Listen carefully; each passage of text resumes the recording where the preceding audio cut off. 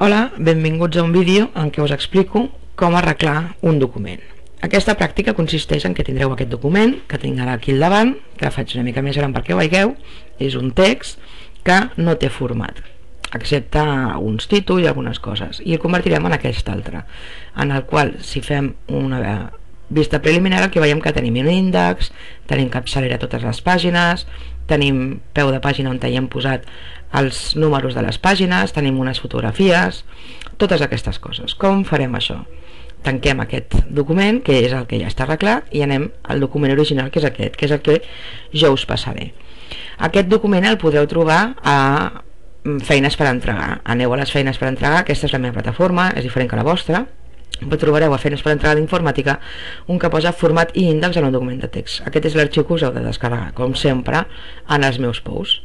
Quan l'hàgiu descarregat tindreu aquest arxiu d'aquí, sencer, amb tots aquests textos, que ocupen en principi, si no recordo malament, 3 pàgines. El tindreu al vostre ordinador.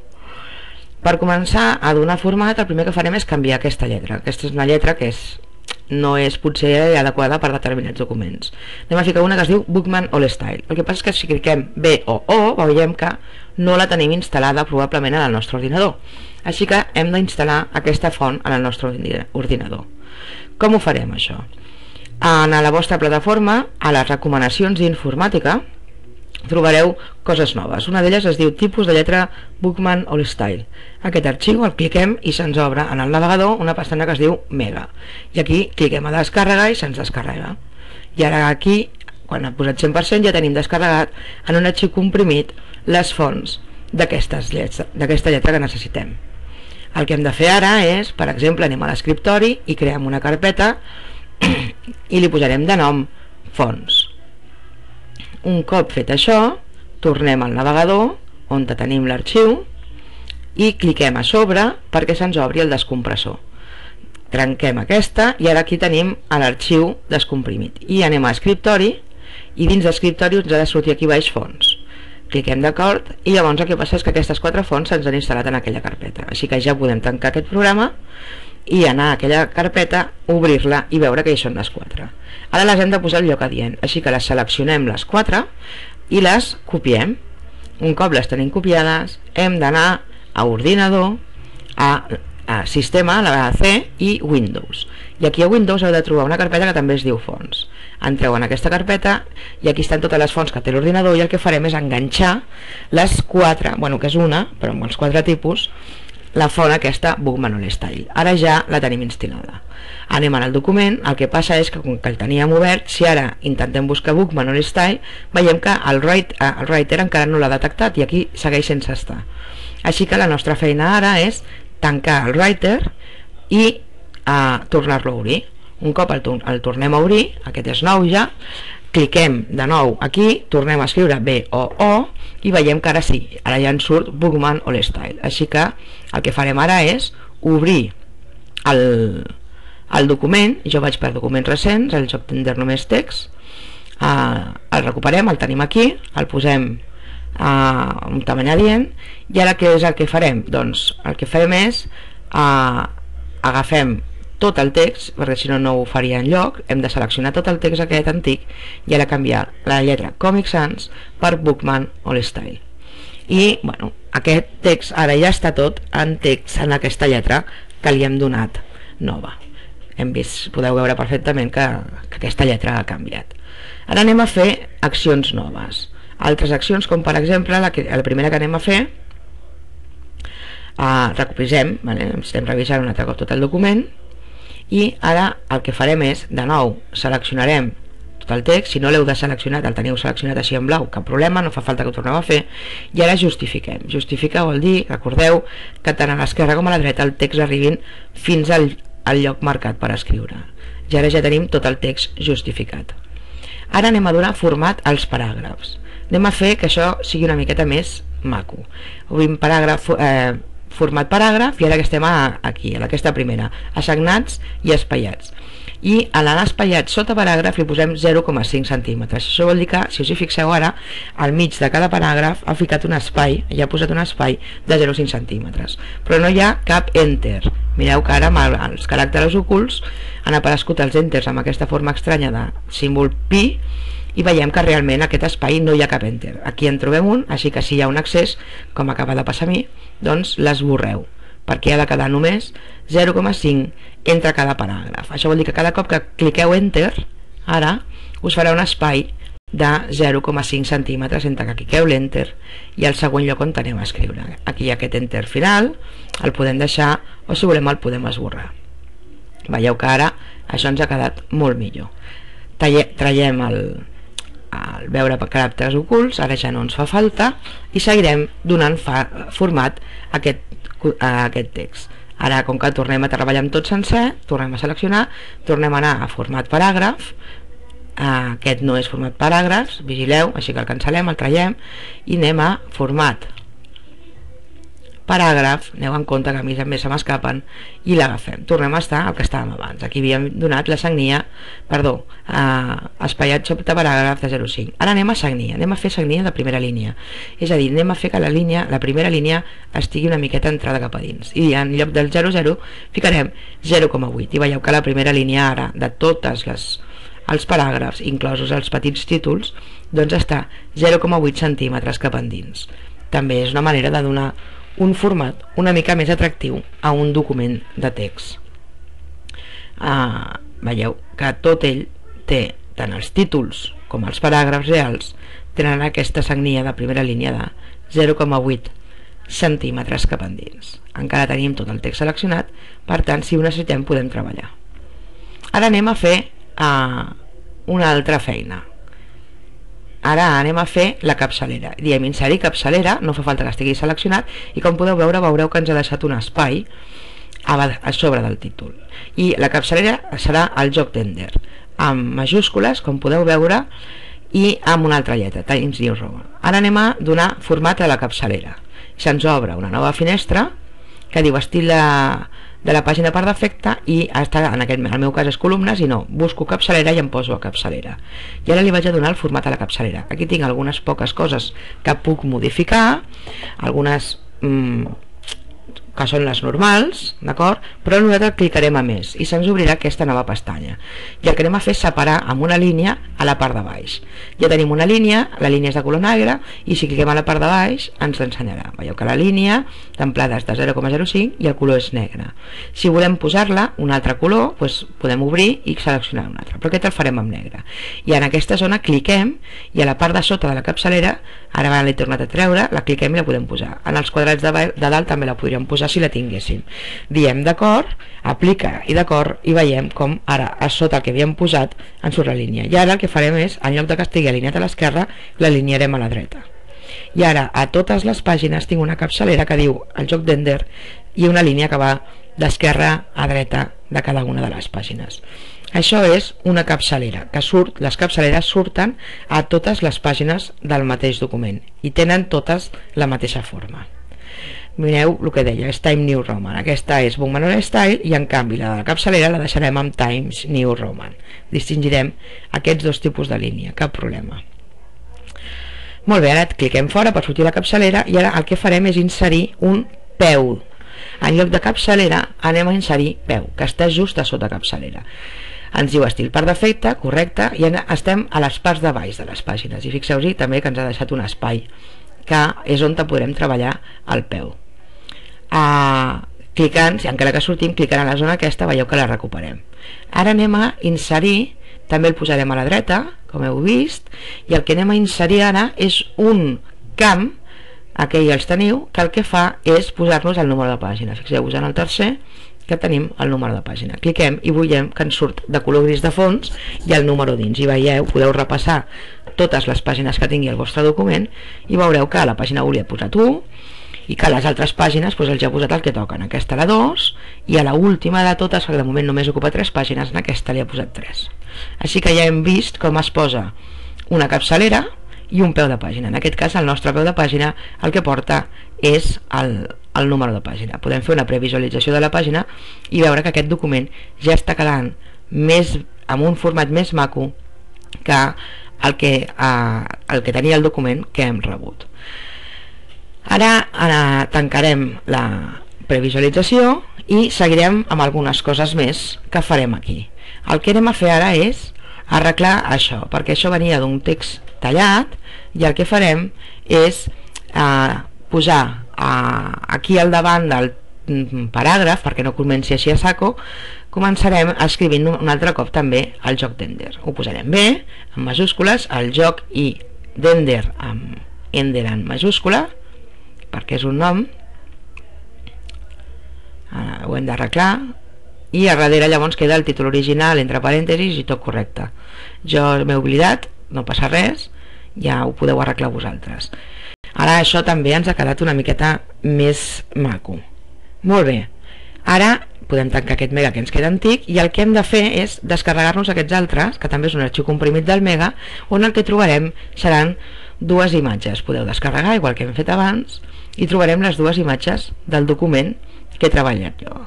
A vegades, si estem treballant tots i estem descarregant tots d'aquest lloc, ens trigarà una miqueta de descarregar. Si això és el que ens passés, doncs tranquils, ens esperem un momentet, i si no, el que farem és que jo us passaré a l'arxiu. Ara ja heu vist, ja de cop i volta s'ha descarregat, això era un problema amb internet, ja el tenim descarregat. Ja tenim les fotos descarregades. En aquest cas he tancat perquè veieu que si ho tanqueu sense voler, això en principi es descarrega a la carpeta baixades. Fem com abans, el cliquem dues vegades i el anem a extreure. Anem a posar-lo en algun lloc. Quan diem extraer, recordem que hem de tenir alguna carpeta en guardar-lo. Jo he decidit una que tinc antiga aquí en aquest ordinador, que es diu Cole, i diem d'acord, i ara aquestes dues fotografies s'han descomprimit a la carpeta Cole. Busquem la carpeta Cole de l'escriptori, recordem, hem de recordar on les fem, i aquí tenim les dues imatges descomprimides. Així que ara vinc aquí al principi del document, que és on ficarem la primera, i li anem imatge des d'un fitxer, insereix imatge dins d'un fitxer i hem d'anar a buscar la carpeta on les hem guardat. Estava dins l'escriptori, Cole, i agafem la primera, el joc d'Ender es titula, és aquesta la que hem d'agafar.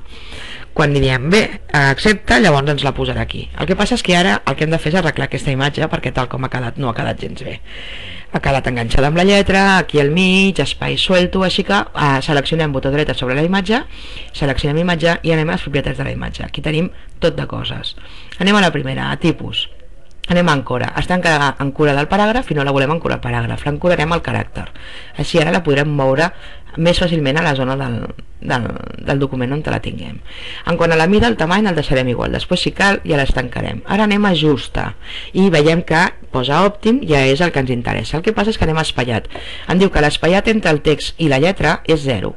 Traieu tots aquests zeros i en lloc de 0 hi hem de posar 0,30 a tot arreu. 0,30 és el que poso jo, aquí a mi m'agrada, dic d'acord, i ara podreu comprovar que hi ha un espai entre la lletra i la fotografia, tant a la part de dalt com a la baix com a l'esquerra. I ara el que farem és moure la fotografia fins posar-la a la part de la dreta, d'aquesta manera que quedi una miqueta millor.